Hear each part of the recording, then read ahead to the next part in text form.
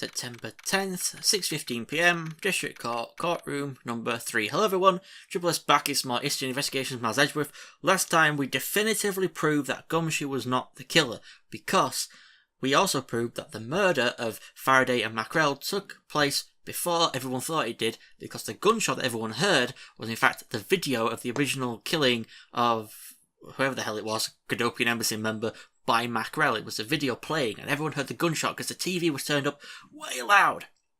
And for some reason all the windows were open. Now though, Yu has said that she's found the actual killer and told us to come to the courtroom. So we'll have to see who she's now fingering as the killer, because it obviously cannot be Gumshoe, because Gumshoe arrived way after the fact at the murders and everything. So let's jump in. And hopefully this doesn't take 6,000 hours, because it seems to be pretty short. And it's all pressing and presenting stuff, but you never know with how much talking can happen. Okay, what are you doing here? Oh, hello mister. I'm still investigating. But the object you're looking for has already been... Oh. Okay, don't mind him. Please continue with your investigation. Okay, you got it. You detected bad. Haven't we already found what you were looking for? If it means I can keep her in the dark just a little longer, any little task will do. Oh, you're more sympathetic than I thought. Huh. Why are we actually going on different sides of the courtroom? I've been waiting for you, Edgeworth. I've also been waiting for the moment in which we can finally lay this case to rest. Stop with the laughing. Moment in which we can finally lay this case to rest. Wasn't that when we placed Sensei Gumshoe under arrest? I think we've more than solved this case already. Don't you? We'll see. It all depends on whether or not your logic holds. Oh, I see we even have a viewer in the gallery. Why, even Mr. Bad is here. A viewer in the gallery? I'm probably just a bystander. I have a duty to see this case through to the end. Oh, we're actually going to do like a proper court case thing now? No matter how it turns out. Oh, is that right? Anyway, I thought you might like to hear what I've slaved away to find out. I've taken statements on every single person's movements during the time when our suspect was in the hallway. I also confirmed that there is no possible route of escape from lobby no. 2, route or route, either one. Therefore, the killer must without a doubt be Detective Gumshoe, if I can stop stuttering. And that's all you have. Yeah, that's all there is to my conclusion in this case. Sorry, but I beg to differ. In a trial, there is always time for a rebuttal, and we are standing in the court of law. It'd be more than appropriate to follow the rules of court in this case, don't you think? I'm absolutely like a rookie to think such a thing. But alright, I'll play along and give you a proper testimony. If my logic is correct, and I've already won. All I have to do now is to prove it, by showing who the real killer is. Misuse arguments. Everyone understands the suspect has an alibi for when the gun went off. Furthermore, the areas around the crime scene have all been thoroughly investigated, right?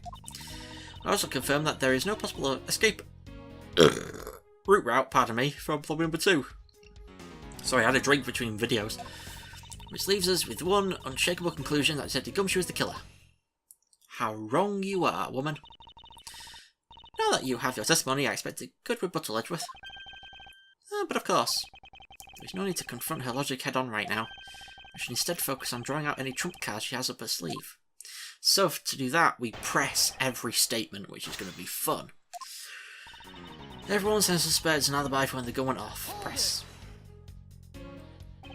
The suspects, but I thought that Detective Gumshoe's alibi had already been proven. Are you joking, Edgeworth? I assure you this is no joke. Look, I know you heard from the judge earlier. The detective was in the hallway with Mr. Faraday's daughter eating a Swiss roll. Yes, that is correct. But see, that was 20 minutes before the real gunshot went off, right? And the problem is, there's no one else who can corroborate what he did since the snacking. Ah, see, she's done her research well. Which means that I should focus on drawing out whatever trump card she's withholding. Furthermore, the areas around the crime scene have all been thoroughly investigated, right? Press. Whether they have been thoroughly investigated or not is for me to decide. The scrunched eyebrows and lines on your forehead are back. Anyway, even if you believe it hasn't been exhaustive, the crime scene, lobby number 2, There's no way out other than the hallway Detective Gumshoe was standing in. Because he claimed to be there, that makes him the only possible suspect. But isn't it also possible that someone escaped through the window and into the garden? That's the first place everyone looked, silly. The police aren't a bunch of lazy bums. They looked into every possibility, you know? Isn't that right, Mr. Bad? Yeah. There wasn't a scrap of evidence to suggest someone used one of the windows. There also weren't any footprints or anything in the courtyard garden. I suppose they really did check everything that could be relevant to the case. I also confirmed that there is no possible escape route from the 102. Are you absolutely positive that there are no possible escape routes of escape? Of course I'm sure. Why are you so certain? This is a courthouse, the place where criminals are brought to be judged. If there was an escape route, I'm sure every criminal would be using it to escape. It's just common sense. Miles Edgeworth, I suggest you use a bit more of it in the future. Yeah. Which leaves us with one unshakable conclusion that the Gumshoe is the killer. Yes. You may think it's unshakable, but to me there are still too many unanswered questions. For example, who was it that placed the gun in Mr. Faraday's hand? But you're the only one still wondering that. Detective Gumshoe probably had no idea which hand Mr. Faraday used to write with. Even if you know someone, it doesn't mean you'll know which hand they write with, right? I mean, I certainly don't care about that sort of thing. I'm not about to let her get a rise out of me with such a flippant statement. I suppose we've really reached the end now. I already have my trump card ready. All that remains is to play it. But before I do, I think I should inquire into a little something about her arguments. You said earlier that you confer the alibis of every person other than the suspect. However, I don't recall either Francisco or myself speaking with you about the subject. But there were witnesses. For you, there was your mentor who gave you an alibi. You see, as for the little Missy, she came to the courthouse during the recess and was stopped by a security guard at the door to the hallway. She's giving quite a whipping for that, or so I heard. I'm the daughter of Manfred von Karma, and I will not be forcibly stopped by a guard or a bailiff or anyone else. Wait, so basically the only reason Francisca bothered to show up today was because she found out that I was to be the replacement prosecutor? By the way, Miss Yu, what about everyone's alibis before Detective Gumshoe was assigned to guard duty? What about them? Have you looked into what people were doing during that span of time? What kind of idiot do you take me for? Doesn't matter when the killer went into lobby number 2, from the time we heard the gunshot, to the time Mr. Bad and I arrived on the scene as we dashed from lobby number 1, the only person who could have committed the crime was Detective Gumshoe. Yes, let's talk about when you and Detective Bad heard the gunshot, shall we? I suppose that if we go by your logic, then Detective Gumshoe is the only one. However, what if the crime had occurred at an entirely different time than when that gunshot you heard went off? What then? That gunshot was a trap meant to manipulate our perception of when the crime took place. So the explanation is very lacking, Edgeworth. The gunshot we heard in lobby number 1, care to explain how that could have been fabricated? Where's the video? That tape? Yes, it's exactly what you think it is. This is the surveillance tape of Mr. Rell the prosecution presented in today's trial. This was found loaded in the video player in lobby number 2. That was connected to the large television that had its volume turned all the way up. You can't honestly mean that the sound we heard was the gunshot in the video. But I do, which leads me to my next point. The murders occurred much earlier than when anyone heard the gunshots. That's the only thing I can think of too. After committing double homicide, the killer took the surveillance video out from Mr. Faraday's evidence bag, turned the television's volume all the way up and left the video to play. If played from the beginning, it would take 30 minutes for the gunshot sound to come on. And since we know now that this method of time manipulation is possible, it opens up the possibility that the killer is someone other than Detective Gumshoe. Sounds from a television doesn't amount to much here. Of course, Mr. Prosecutor Edgeworth and little Miss Von Karma already knew that much from the very beginning, right? Of course we knew. Didn't we, Miles? Yes, of course. We know about the soundproof quality of this courthouse's rooms. Of course, I'm not about to admit we had no idea until only a little while ago. That's right, and if the rooms are soundproof, then we should not have been able to hear it. And yet we heard the gunshot clear as day. And And that's it, end of story. But it's not.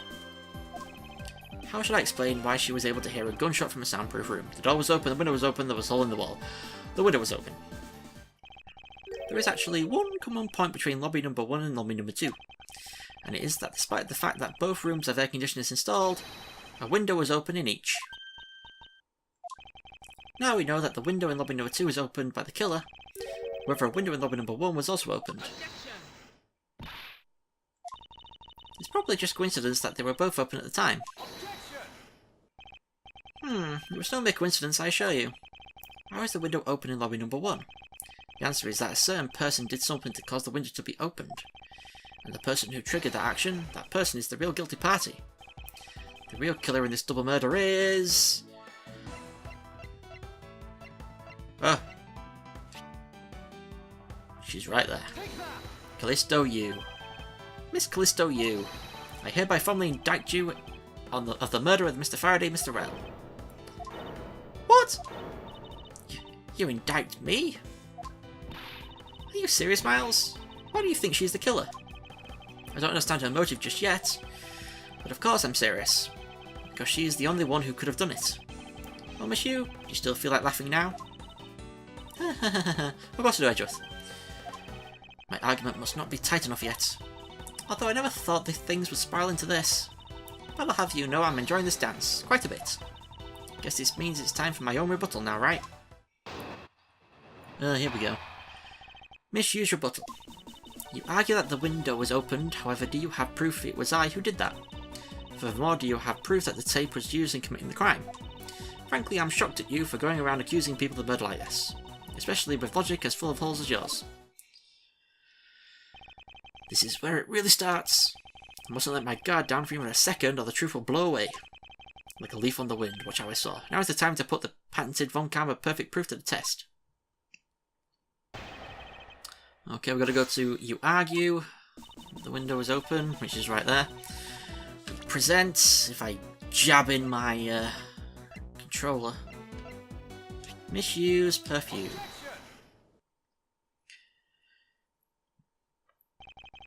I'm sure you've seen this before, haven't you, Miss Yu? Edgeworth, I never knew you were into wearing that kind of perfume. It's not exactly what I'd recommend for boys, you know. But this isn't mine. That's right, it's mine, and I received it from the detective badge, you see. Miss Yu, you can pretend all you like, but we know at least this much for sure. That this bottle of perfume was given to Detective Bad by you. Because it gets really strong really fast. So what about the perfume? While you were in lobby number 1, you made a big show of spilling some of this perfume. That's according to Detective Bad. Oh, I know. You also knew that if you spilled it, he would naturally move to open a window.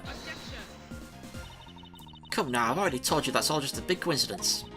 After we opened the window in lobby number 1, I just left it open, you know? Maybe it was just dumb luck that we heard the gunshot through the window. The timing of when you were going to spill the perfume is something you could control. And the most important fact about this case is when people were made to hear the shots. Furthermore, it would have been pointless if you didn't have an alibi for yourself at the time. You mean, Miss Yu, you were the one who called Detective Bad into lobby number 1. And you saw him bring Detective Gumshoe into the hallway. Is that correct?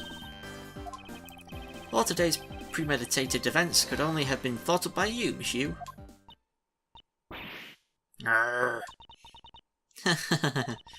You accused me of murder on the fact that I spilled a little perfume.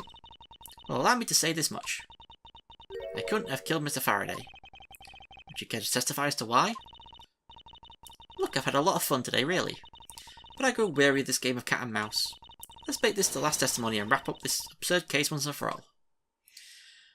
Okay, what you got to say this time, woman? Why, it couldn't be me. Accusing someone of murder over a spilled bottle of perfume is a bit over the top. But I suppose forgery of evidence is to be expected of a disciple of Von Karma. Ooh, low blow. In any case, it simply could not have been me who killed Mr. Faraday. After all, I don't even know where the knife that was used to kill him came from. Miles' testimony is flawless. Yes, but no matter what sort of trick she may try to pull, she won't escape me. If I'm lacking information, I'll just draw it out of her. So we gotta go to the last statement. After all, I don't even know where the knife was. Come on.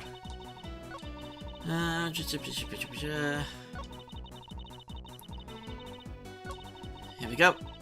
And we press. At this rate, she will inevitably escape. If she really was the one who killed Mr. Faraday, then she must have known about the existence of the knife. I'm sorry, Miss Yu. Maybe you weren't aware. However, the knife that was used to kill Mr. Faraday was taken from his evidence bag. Miles, what do you think you're doing? I'm drawing the truth out of her, that's what I'm doing. Huh? I don't recall a knife being presented at the trial earlier today. Well, I suppose that's because the evidence was something Mr. Faraday had yet to use. So that's what you're trying to do. Look, why don't you cut it out with the lies? I've already figured it out. There was no knife inside Mr. Faraday's evidence bag. The only evidence he had yet to present was the key the Yatagarasu was sent. And unless a key can magically turn into a knife, you really don't have a leg to stand on. Did you really think you could trap me? Come now, be honest. I never intended to do such a thing. It was all a misunderstanding on my part. In any case, I wonder if you might append what you just said to your testimony. Sure, why not? I'll even say it as many times as you like.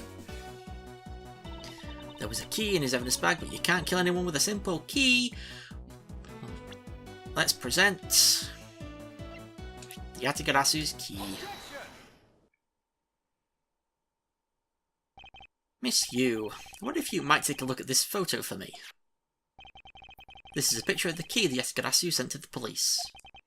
However, while it may look like a key at first glance, it in fact has a secret ability to transform into a knife.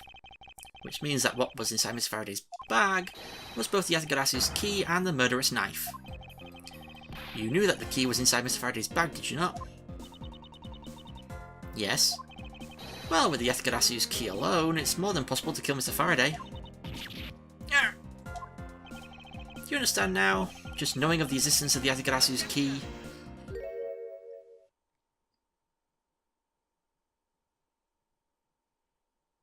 Stop doing your makeup, woman. Come on. I still haven't had a good look at it.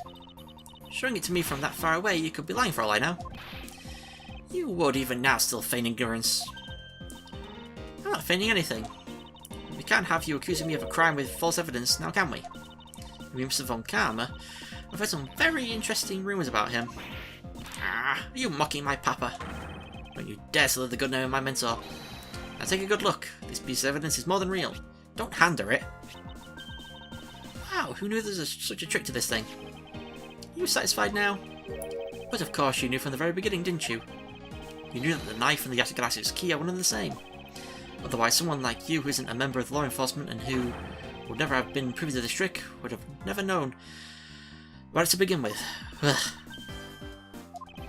Furthermore, there's something that the Yatagarasu sent to the police. How did you have knowledge as to what it was? Actually, I heard it from Mr. Faraday. Just before he dragged Mr. Roll off, he told me. Oh, that's right, I almost forgot. He also told me about the key turning into a knife at that time. But he didn't tell me about how the key actually transforms. What you are saying is simply not possible. Oh, and why not? Because Mr. Faraday himself didn't know about the hidden knife within the key. For within these pages, he mentions nothing about a knife. I'm not sure he would have written everything in his organizer, you know? Wouldn't something of this importance be better left to oral communication? Unfortunately, that is also impossible, because Detective Bad didn't know about the knife aspect either. What would have been highly classified information even within the police force, and is something that even the lead detective on the case didn't know, why would Mr. Faraday have felt the need to share such information with the opposition? Yeah, I guess he wouldn't have much of a reason to. Looks like I gave a pretty lame excuse, huh? How can you laugh at a time like this? You probably just realised the flaw in her logic and is actually in a panic over it. That's not something we need to concern ourselves with. I suppose you're right. Yes, you. I'd like to state that I also know how you know the real nature of the knife. You now. Well, why don't you put your money where your mouth is and show me? Oh, I will, and I'll wipe that smile off your face by the time we're through. This is it, the moment of truth, the secret behind the Yatagarasu's key. Only one person would have had knowledge of it from the get-go. Who would know from the start that the Yatagarasu's key could change into a knife? Dun dun dun! The Yatagarasu. There was only one person who would have known about the dual nature of the key. And that is the person who sent the Yatagarasu's key to the police. That is to say, the Yatagarasu herself. Are you saying that this lawyer is the great thief Yatagarasu? Miss you. You used Mr. Rel to lure Mr. Faraday into a trap, didn't you? You who profess to bear a grudge against criminals, why? Why do something like this?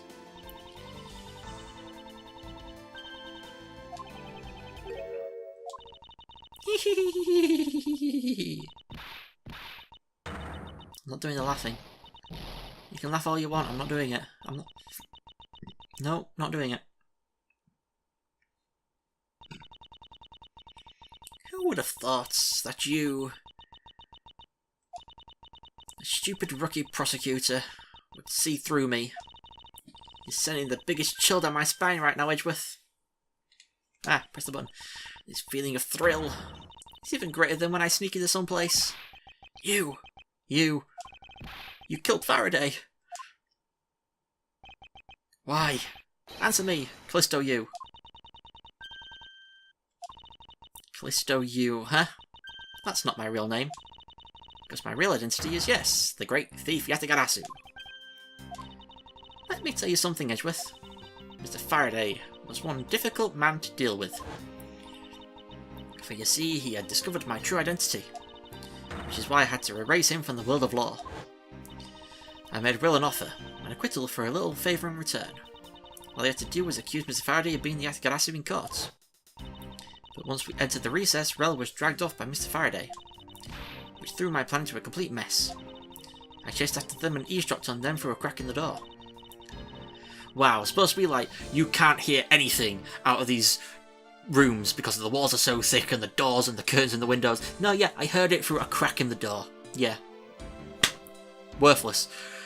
That Rel caves to only two things, money and authority, just as all thugs do. I feared my plan was going to be ruined if Mr. Faraday held on to Rel any longer. Plus, if I had let them continue on the way they were, I would have been found out.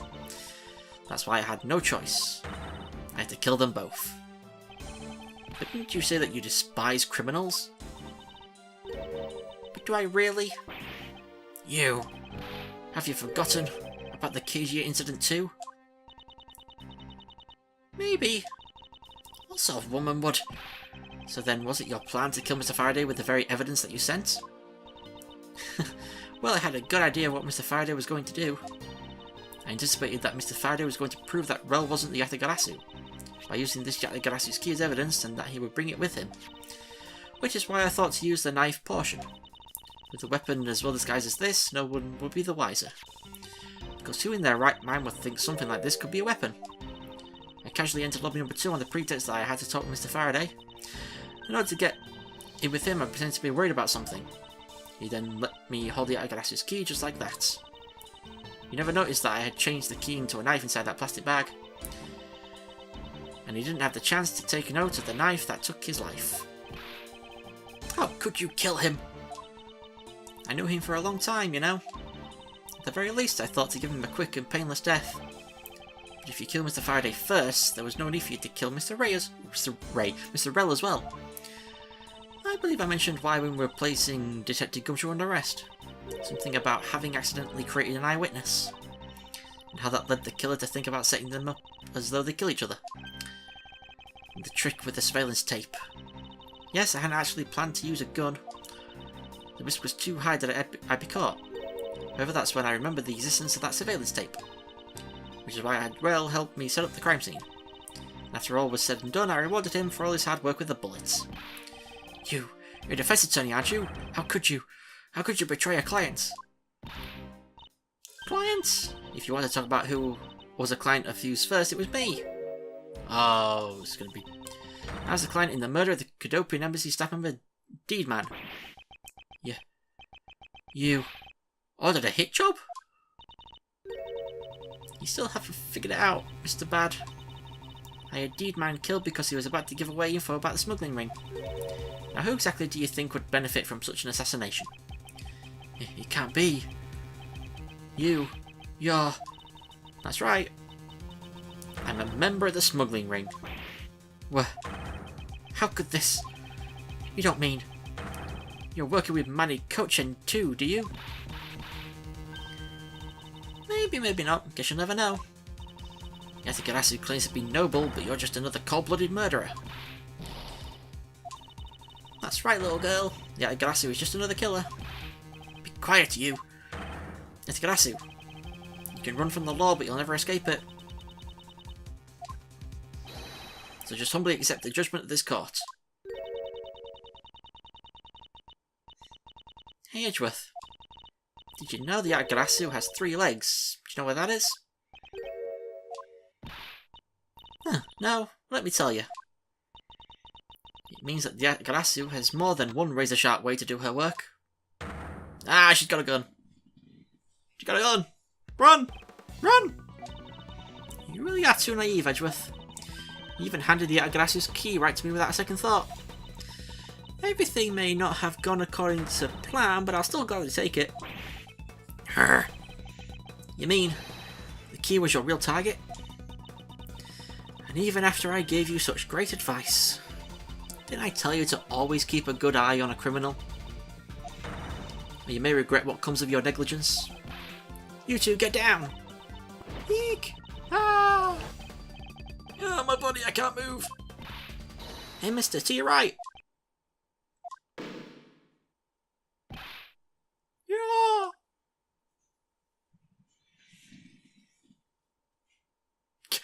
Is she chasing after her as well? Are you alright, Francisca? I'm perfectly fine, Miles. Her voice is shaking, but it looks like she's unharmed. Huh, where did Kay go? There's a gunshot! Ah, god damn it, Kay. September 10th, 7 PM, District Court, Courtroom number 3. Oh, that's okay, he didn't get shot. Sorry, but it looks like she got away. I called the precinct. They should have a perimeter set up soon. Detective Baddy, alright, I heard a gunshot. I'm okay. Just got another hole in my jacket. May say he's fine, but it looks quite shaken. But more importantly, Miss Edgeworth, Miss Von Karma, you two hurt. I'm absolutely fine. I'm also alright. Thanks to Kay. Speaking of Kay, where is she? I don't know, she just sort of disappeared. Oh crap. I'll go look for her. Oh, and hey, Detective Gumshoe? Yes, sir. Detective Bad, sir. Sorry I doubted you. Don't worry, sir. It's not your fault. Well, I lied to you guys too, after all. I heard about what happened from Kay. Lying while giving testimony is still unforgivable. But in this case, you were protecting Kay and her feelings. Looks like you just might have what it takes to be a real detective. Now don't you ever lose that detective spirit, okay? You got it, Pops. Pops. Watched one too many detective dramas recently, have we? Way to single-handedly destroy the cheery atmosphere with one snacky comment. I should get back to the investigation. I swear I'll catch you if it's the last thing I do. Be careful, Detective Bad, and take care. Thanks. Well, I'm off. Maybe we'll run into each other again someday. Thanks a bunch, pal. You're the best. Really did find out the truth behind everything. Yes, well, I'm glad we sold everything before you were taken to prison. Oh, Judge? What's up? I can't believe how much trouble I caused you with my testimony, Detective Gumshoe. Oh, it's no problem, really. I mean, I lied too, so I didn't help anything. It's really not your fault, Your Honour. Well, even if we didn't have his honest testimony, I think that lawyer would have found another way to get you convicted on her behalf. Yeah, I can't believe I was about to get fired during my first week as a detective. Huh. Well, so long as you're not fired. You should work hard, give all that you have, and perform your duties well. Oh, one more thing. Kay left a present for you with me. She did? Ooh, what is it? What was it that Kay left for me? The proof of their friendship. Where is it? Where is it? Where is it? Where is it? Where is it? The Swiss roll! It's like, should I give him the gun? It's a courthouse special Swiss roll. Can I really have it? Yes, it's a present meant for you after all. Thanks a bunch. You have no idea how happy this makes me, pal. I'm gonna eat this right now. Sure, go ahead. The Swiss rolls are said to Gumshoe and Kay bought together. While the one Kay saved never reached her father, it would appear that her sentiments have touched the heart of this detective. He's so happy it's as though he's having a welcome back celebration of his own. Well, I was asked by Kay to give it to him. Whoop, that was good, pal. Can't believe I got to eat 2 of these delicious things in one day. It's like I'm in Swiss roll paradise or something. I've got to thank Kay myself. Hey, wait, where is she? You only noticed just now? Mrs. Mai not present when we discussed her earlier. Detective Bad left to go search for her earlier. Maybe you should go join him. Yeah, you betcha, pal. I'm gonna go help him. Oh, but first... You know what, pal? Actually, I guess I shouldn't be so rude to you anymore, huh? I'm gonna stick right by your side from now on, Miss Edgeworth, sir. And so the greatest partnership ever was formed. I says nothing but a most troublesome relationship from that ominous statement. We should go home to you, Miles. You have to hurry and report what's happened to Papa. Agreed. Well, I'm afraid we must be going now, Detective. Roger, sir. And don't you worry. I'll investigate the next case run really well. I'll, be counting on you. The scent of trouble is definitely in the air. Looks like a bad dream. My first outing at court came to a disturbing end. A few months later, I was finally able to properly stand in court as a prosecutor. The detective in charge of the investigation was, I dreaded, Detective Gumshoe. After that, he became my direct subordinate.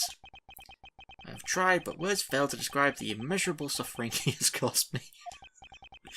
But I suppose that's just how things are. As for the little girl who suddenly disappeared, she's now...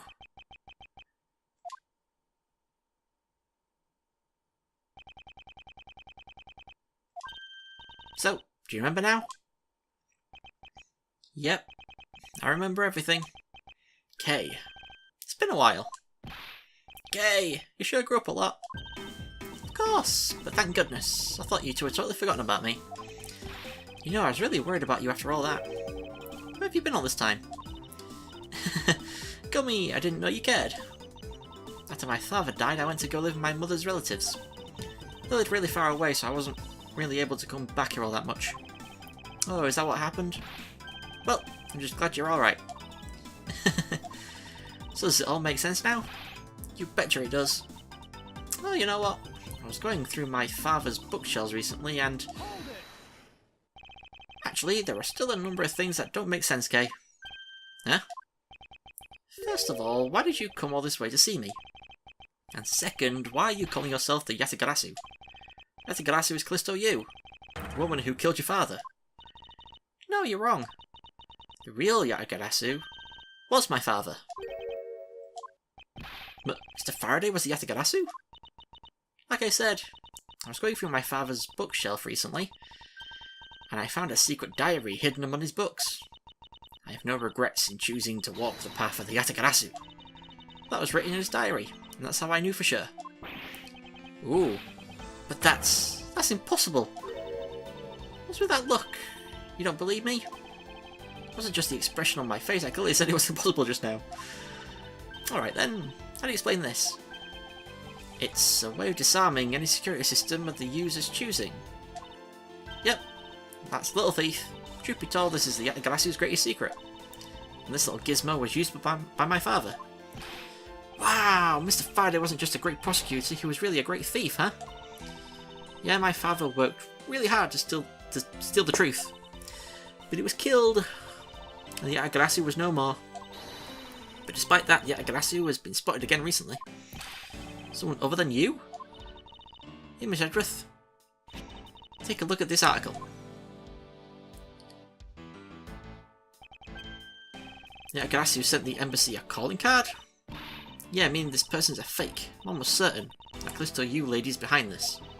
Because the real Yatagarasu would never send something like a gaudy card out. But Yatagarasu did send a white card along with anything to be publicised.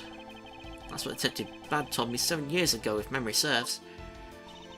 Well, as soon as I heard the news, I got all wound up and I knew I couldn't just let it go. So I searched you out, so that I could obtain the truth behind the Yatagarasu. Because if anyone can help me find it, I figured it's you, Miss Edgeworth. So you're saying that I have your father's and misused identities backwards? Yep, because the real Yatagarasu is noble to the end. And I want to revive the real noble Yatagarasu. If I don't, my father will never be able to rest in peace. Kay, you're so honourable. I don't care what anyone else thinks, I'll always be here to cheer you on, pal. Even if you are honourable, a thief is a thief. And if you are plotting to commit a crime, then I'm afraid I can't be complicit. Miss Edgeworth. Oh, you guys are not making it easy for me. Who am I supposed to support now? Miss Edgeworth. What I want from you is not to steal something. What I want is the arrest of that evil woman. That evil woman? You mean Callisto you? I think it's too hard for me to catch her all by myself. But I thought that since you were able to expose her for who she is, then maybe... Please, Miss Edgeworth, would you help me? Come to think of it, I do believe I owe you. Huh? Owe me for what? When Miss Yu made her escape, it was you who saved my life. Furthermore, you helped me with the investigation today. I'm not so rude as to leave favours unrepaid. The thing you mean? Yep. That case has been weighing down my soul ever since that fateful day. Perhaps the time has come to settle things once and for all. If you don't intend to sully your hands on a crime, then I believe I can help you. Miss Edgeworth, thank you! Yeah, Miss Edgeworth, sir! Isn't that great, Kay? Yeah, it sure is, Gummy. Even though he had completely forgotten about her until just now. What is with that chummy relationship? The great thief Yatagarasu. After all that time, the true identity of the thief sank back into the darkness. Burn Faraday, Callisto you, and Kay Faraday. The phantasmagorically changing entity of the great thief Yatagarasu. And the Yatagarasu's real goal. It would all come to light the day after I made that promise to Kay. The end of Turnabout Reminiscence. Oh, a lot of talking. And next time, the last case, Turnabout Ablaze. So, wow. The actual Yatagarasu, which I always suspected, and I thought was going to be right at the end, was going to be revealed. Like, it was obvious Edgeworth was thinking it was going to be you. I thought you was going to say, like, it wasn't me, it was actually Burn Faraday. But no, she didn't say that, she just claimed the title for herself.